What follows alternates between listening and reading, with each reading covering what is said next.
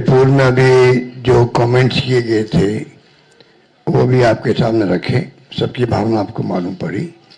मुझे खुशी है कि मुझे भी आज आने का अवसर मिला आपके बीच में। और जो हालात है देश के और प्रदेश के, उससे चिंतित होना लाजमी आपका भी, जो हमारा चौथा स्तंभ कहलाता है। हालात बड़े गंभीर है देश के अंदर। एनडीए गवर्नमेंट जिस प्रकार चल रही है, डेमोक्रेसी को खतरा है। पूरी तरह देश दुर्विकरण में आ गया है। लोग चिंतित है। देश किस दिशा में जा रहा है कोई नहीं जानता है। किस दिशा में जाएगा किसी को नहीं मालूम है। उस रूप में हम चल रहे हैं। आलोचना कर दो, जेल में जाओ, चाहे वो पत्रकार हो, साहित्यकार हो या कोई एक्टिविस्ट हो। इन हालातों में देश चल रहा है, तो हम सबकी जिम्मेदारी बनती है ऐसे वक्त में देश क्या चाहता है उसका भी हम ख्याल रखें। पूरा मुल्क अभी बिहार की तरफ देख रहा है कि बिहार में चुनाव होंगे, किस करवट फैसला होगा। बिहार में आप मुझसे ज़्यादा जानते हैं क्योंकि यहाँ के रहने वाले भी हैं, एक्सपर्ट भी हैं, मीडिया के साथी भी हैं। हालात बड़े गंभीर हैं, चाहे बेरोजगारी हो, चाहे वो अन्य समस्या लोकल हो जो बताई गई। अभी आपके सामने जब बताया दीपांकर जी ने और सानी जी ने, सब साथियों ने, तो हालात वही है। किसान हो, मजदूर हो, आम आदमी हो, छात्र हो, युवा हो, चिंता लगी हुई रोजगार की उसको। और जब हम लोग देखते हैं, पूछते हैं, तो लोग बदलाव चाहते हैं। खड़गे साहब ने, राहुल गांधी जी ने, सबने भी असेसमेंट करवाया। सब लोग देखते हैं कि बिहार में किस रूप में जनता का एक मनोबल बना हुआ है, विश्वास बना हुआ, इस बार बदलाव होगा। राहुल जी की यात्रा हुई, तेजस्वी जी साथ थे, दीपांकर जी साथ थे और सब साथी साथ थे। जिस प्रकार पब्लिक ने रिस्पॉन्स दिया, पूरे देश ने देखा उसको, पूरे देश ने देखा। इन हालातों में हम लोग चल रहे हैं। बहुत एक चुनौती हमारे सामने, क्योंकि वो शक्ति वो है जिनका एक मुखौटा है खाली डेमोक्रेसी का। कोई यकीन नहीं है डेमोक्रेसी के अंदर उनका। ये मैं आपको क्या कहूँ, आप खुद जानते हैं। मुखौटा पहन रखा है। ऐसे लोग शासन करें देश के अंदर, चिंता होना स्वाभाविक है हम सबको। इसलिए मैं कहना चाहूँगा कि इस मौके पर जो है, इस मौके पर अभी दीपांकर जी कह रहे थे कि पिछला चुनाव भी जो है, अभी तो इंडिया गठबंधन बन गया प्रदेश भर के अंदर, अच्छी परफॉर्मेंस दी है पार्लियामेंट के अंदर। कोई कम बात नहीं थे, 240 पे लाके छोड़ दिया उन लोगों को। 400 पार के नारे लगा रहे थे वो लोग। सब कुछ देख लिया देश ने, और फाउल नहीं खेलते तो हो सकता है सरकार भी उनकी नहीं बनती। उन हालातों में हम जब देखते हैं तो पाते हैं कि अब लोग समझ गए हैं। पिछला गठबंधन आपका लोकल था, महागठबंधन। तेजस्वी जी ने उस वक्त में भी कमाल किया, और जिस रूप में मामूली वोटों के अंतर से सरकार उनकी बन गई, मामूली वोटों के अंतर से बन गई सरकार उनकी थी। जिस प्रकार से साम दाम दंड भेद, ये उनका भाव है। बदले की भावना उनके फितरत के अंदर है। ऐसे लोग बैठे हुए हैं। धन बल का कोई कमी नहीं है। आपका जो इलेक्ट्रल बॉन्ड, वो तो एक एग्जाम्पल है। सुप्रीम कोर्ट ने कहा अनकॉन्स्टिट्यूशनल है ये। इतने कहने कैसे काम चलेगा? जो पैसा जमा है उनके पास में, जो खेल खेल रहे हैं देश के अंदर, चुनाव को प्रभावित कर रहे हैं, सरकारों को गिरा रहे हैं। मॉडल अलग अलग है उनका। मध्य प्रदेश मॉडल अलग, कर्नाटक मॉडल अलग था, महाराष्ट्र का अलग था और राजस्थान का अलग था।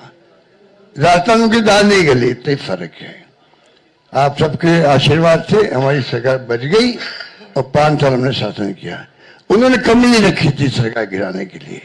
उस माहौल में देश में जो हालात बन रहे हैं, ये मॉडल है चुनाव जीतने का भी। किस प्रकार फाउल खेलो, किस प्रकार गुमराह करो, लोगों को भ्रमित करो, झूठे वादे करो, झूठे आरोप लगाओ विपक्ष पर। यही राजस्थान में भी किया हमारे वक्त। मैं तो अपने अनुभव से कह सकता हूं, हमारी सरकार बन सकती थी इसे बार। तो उन हालातों में लोग जो प्राइम मिनिस्टर हो, चाहे गृह मंत्री हो, या इनके खुद के लोग हों, जिस प्रकार ये राजनीति कर रहे हैं, दंगल के आधार पर कर रहे हैं, आप हम सोच नहीं सकते। जो हम लोग बताता मैं मध्य महाराष्ट्र का भी कोई सोच नहीं सकता किस प्रकार ये धनबल का उपयोग करते हैं चुनाव जीतने के लिए। चुनाव आयोग की हालत आप जानते हो। ऐसा चुनाव आयोग, मैं 50 साल राजनीति कर रहा हूं और मैंने देखा है केंद्रीय मंत्री के रूप में भी और मुख्यमंत्री 3 बार में रहा हूं। ऐसा माहौल इलेक्शन कमीशन में, इतनी बदतमीजी, इस प्रकार का व्यवहार विपक्ष के साथ में मैंने कभी नहीं देखा आज तक। उनके पत्र भी आएंगे खड़गे साहब के पास में, किसी के पास में, तो लैंग्वेज लिखी होगी, वो आप सोच सकते हो कि क्या स्थिति बनती है, क्या लिखते हैं। प्रेस कॉन्फ्रेंस करेंगे, क्या आरोप लगाते विपक्ष पे, ऐसा कभी आज तक नहीं हुआ। लोगों का विश्वास उठ रहा है इलेक्शन कमीशन से भी, चाइना में भी और रशिया में भी इलेक्शन कमीशन है, वहां पे भी। पर चुनाव वहां एक पार्टी जीतती है, तो क्या हम अपने मुल्क को उस दिशा में जाना चाहते हैं? वो चिंता हम सबको होनी चाहिए, आपको भी होनी चाहिए। इसलिए मैं ये कह सकता हूं, खड़गे साहब, राहुल गांधी जी और तमाम जो साथी बैठे हमारे, इन सब की राय लेकर के हम लोगों ने तय किया है इस चुनाव में अगले मुख्यमंत्री चेहरे के रूप में तेजस्वी यादव जी को हम लोग सपोर्ट करते हैं, जो एक नौजवान है, लंबा फ्यूचर है इनके साथ में। और मेरा अनुभव से मैं कह सकता हूं, जिसका लंबा फ्यूचर होता है पब्लिक उनको साथ देती है। ये नौजवान है, कमिटमेंट रखते हैं। पिछली बार भी जो स्लोगन दिए थे, नौकरी के दो या कोई दो, या जो वादे किए थे उसमें खरे उतरे। ये ऐसा व्यक्तित्व आपके सामने नौजवान के रूप में आया है।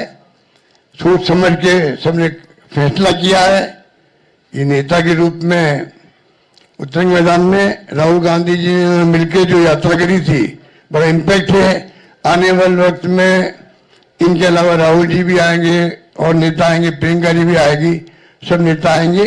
और हम सब जो बैठे स्टेज पर, सब मिलकर संकल्प किए हुए हैं कि जो हालात देश के हैं, देश हित के अंदर और देश चाहता है उसके अनुसार हम चाहेंगे कि बिहार में ये जो लंबे समय तक नीतीश कुमार जी रहे हैं सत्ता में, अब कुछ कर नहीं पा रहे। अब तो हम पूछना चाहते हैं अमित शाह जी से, इनकी पार्टी के अध्यक्ष जी से, क्या बताइए, हमारा नेता तो हो गया तेजस्वी यादव, आपका नेता कौन है बता दीजिए। इससे काम नहीं चलेगा कि नीतीश कुमार के नेतृत्व में चुनाव लड़ा जाएगा। अगला मुख्यमंत्री का उम्मीदवार आपका कौन है, ये उनको बताना पड़ेगा। ये हमारी मांग है। और मांग क्यों है? इसलिए है, आपने देखा महाराष्ट्र के अंदर जो शिंदे थे, वो मुख्यमंत्री तत्कालीन, इन नेताओं ने कहा शिंदे के लीडरशिप में चुनाव लड़ा जाएगा। मैसेज दिया गया ये मुख्यमंत्री बनेंगे, और बाद में मुख्यमंत्री बना दिया और किसी को। यही बात लागू यहाँ हो रही है। अमित शाह जी आए, कहते चले गए, हम चुनाव के बाद में तय करेंगे मुख्यमंत्री कौन बनेगा हमारा, पर नीतीश कुमार के नेतृत्व में चुनाव लड़ा जाएगा। तो महाराष्ट्र का एग्जाम्पल सबके सामने। इसलिए मैं इतना कहना चाहूंगा कि चुनाव में हम लोगों ने सोच समझ के तेजस्वी जी को घोषित किया नेता, और हमें पूरा यकीन है कि जो है तेजस्वी जी की घोषणा करना मायने रखता है। और साथ में सबकी राय बनी है कि जो हमारे अन्य पिछड़ा वर्ग के साथी हैं, मुकेश सहनी जी, जिनको आप सब जानते हैं, मुकेश सहनी जी, जो एक संघर्ष करते हुए यहां तक पहुंचे हैं, अपनी पार्टी बनाई है, अपनी अकल होशियारी से, अपनी मेहनत से बनाई है, गरीबों के मसीहा के रूप में, अपनी कौम के मसीहा के रूप में उभर के आए हैं। ऐसे नौजवान को हमने तय किया है वो उप मुख्यमंत्री होंगे। साथ में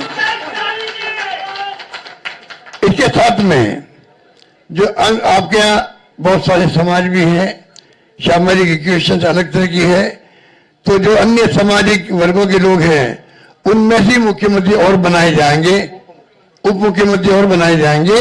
यही बात कह के मैं अपनी बात समाप्त करता हूं। धन्यवाद।